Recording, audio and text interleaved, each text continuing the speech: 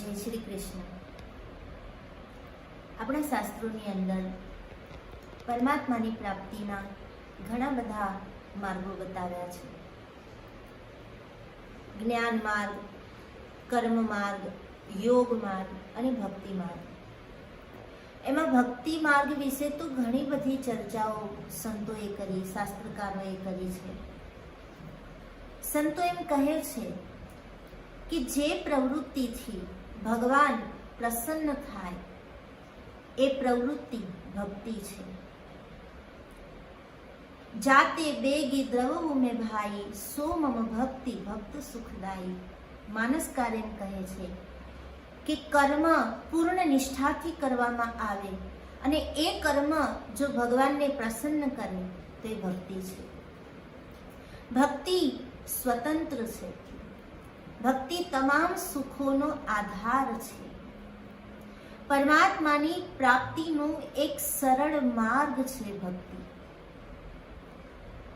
ભાગવતજીમાં સનત કુમારો ભક્તિ દેવીને સંબોધીને બોલ્યા છે, ભક્તેશુ ગોવિંદ સ્વરૂપ કર્ત્રી પ્રેમૈક ધર્ત્રી ભવરોગ હંત્રી સાત્વમ ચ તિષ્ઠસ્વ સુધૈર્ય સંશ્રયા નિરંતરમ વૈષ્ણવ માનસાની.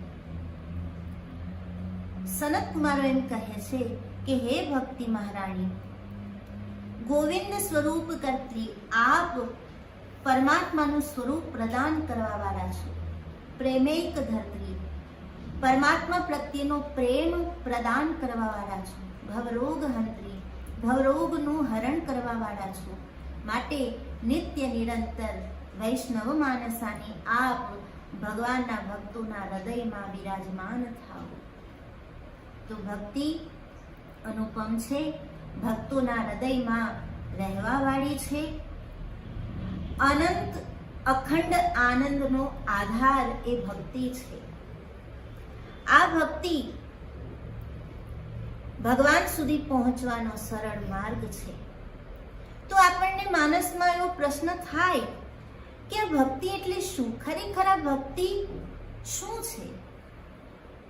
તો એક સરળ ભાષામાં જો ભક્તિનું વર્ણન કરીએ તો આપણે કહી શકીએ કે ભગવાન પ્રત્યેનો નિસ્વાર્થ પ્રેમ એટલે ભક્તિ. ભગવાન પ્રત્યે પારાવાર વિશ્વાસ એટલે ભક્તિ. ભગવાન પ્રત્યેનો પરમ અનુરાગ એટલે ભક્તિ.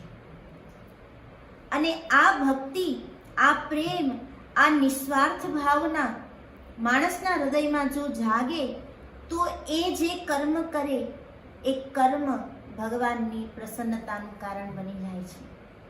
નિષ્કામ ભાવે કર્મ કરે તો પરમાત્માની કૃપા એને પ્રાપ્ત થાય છે. આ વાતને સમજવા માટે એક હું દ્રષ્ટાંત આપું.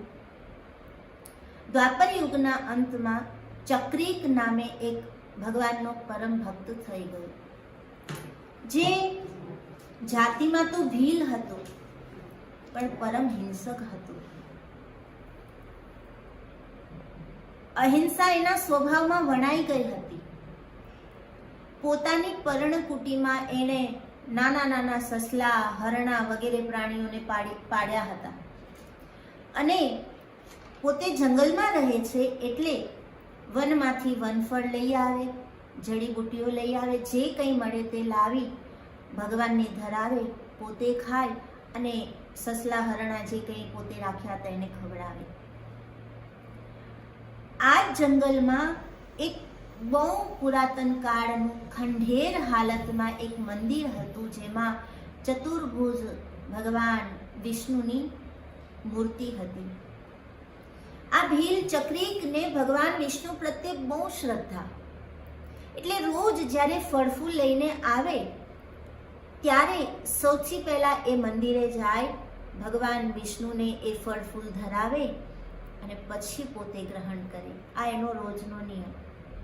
પોતે ભીલ છે, જંગલમાં નિવાસ કરે છે, શાસ્ત્ર એને ખબર નહોતી, ભગવાનની ભક્તિ કેમ કરવી એના એકે નિયમો એ જાણતો નહોતો. એને બસ એટલી ખબર કે આ રચના, આ સૃષ્ટિની રચના ભગવાનની છે આ વન ફળ જે કાંઈ મને મળે છે ભગવાને બનાવ્યા છે, તો એના ઉપર પહેલો અધિકાર ભગવાનનો છે. એટલે મારે એ પહેલાં ભગવાનને દેવું જોઈએ, પછી મારે ગ્રહણ કરવું જોઈએ. અને એટલે એ ફળ લાવે, એ ફળને ચાખે, એમાં જો મધુર ફળ હોય, સ્વાદિષ્ટ હોય તો ભગવાનને ધરાવે, અને જે સ્વાદ રહિત હોય એ પોતે લે. આ એની ભક્તિ, આ એનો રોજનો નિયમ. દરરોજ સવારે જંગલમાં જઈને ફળ ચાકી ચાકીને લઈ આવે, ભગવાનને ધરે અને પછી પોતે ખાય અને સસલા હરણાને ખવડાવે. એમાં એક દિવસ ખોજ કરતા કરતા કરતા કરતા એક ઝાડ ઉપર એને એક નાનકડું એવું સોપારી જેવું ફળ દેખાણું, પાકેલું છે. એ ફળને એણે તોડ્યું, પછી એને ચાખ્યું એ ફળને. એનો તો રોજનો નિયમ હતો, એટલે એણે ફળને ચાખ્યું તો એને એટલું બધું મીઠું લાગ્યું કે એ નાચવા માંડ્યો. સોપારી જેવડું ફળ મોઢામાં મૂક્યું, મીઠું લાગ્યું, નાચવામાં ફળ ગળામાં અટકી ગયું. હવે આ પરેશાન થઈ ગયું, મારા પ્રભુ માટે મેં જે ફળ તોડ્યું એ મારા ગળામાં અટકી ગયું, આ તો પાપ કહેવાય. અને એ પોતાના ડાબા હાથે એને પોતાનું ગળું પકડી રાખ્યું કે ફળ મારા પેટમાં ન ઉતરી જાય. અને પોતે પોતાના જમણા હાથથી આંગળી વડે ફળ કાઢવાની કોશિશ કરી, ફળ બહાર ન નીકળ્યું. ઉલટી કરવાની કોશિશ કરી, ફળ બહાર ન નીકળ્યું. પછી એને લાગ્યું કે આજે મારા ભગવાન ભૂખ્યા રહી જશે, હું શું કરું? એની પહેલા મારાથી આ ફળ ખવાય જ નહીં, આ ફળ મારા પેટમાં ઉતરી જશે, હું શું કરું? અને એકદમ બેબાકડો થઈ ગયો. પોતાના બંને હાથે એમ જકડીને પોતાનું ગળું પકડી રાખ્યું કે આ ફળ મારા પેટમાં ન ઉતરી જાય. અને દોડતો ભગવાનના મંદિરમાં આવ્યો, ભગવાનની મૂર્તિ પાસે આવી, પોતાની પાસે જે કુહાડી હતી એ કુહાડીથી પોતાનું ગળું કાપ્યું અને ફળ ગળામાંથી કાઢી લોહી લુહાણ એ ફળ ભગવાનના ચરણોમાં ધરી દીધું. એને તો ખબર નહોતી કે નિયમ શું કહેવાય, પણ એને એટલું હતું કે આ ફળ ભગવાનને ખવડાવ્યા સિવાય મારાથી ખવાય નહીં. અને ભગવાનને ફળ ધર્યું, હાથ ત્યાંનું ત્યાં ભગવાનના પગ ઉપર રહી ગયો અને ચક્રીક બેભાન થઈને પડી ગયો. લોહી ખૂબ નીકળે છે કપાયેલા ગળામાંથી. મોતને ચક્રીકને બસ હવે થોડું જ અંતર છે, મોત એની નજીક આવી રહી છે.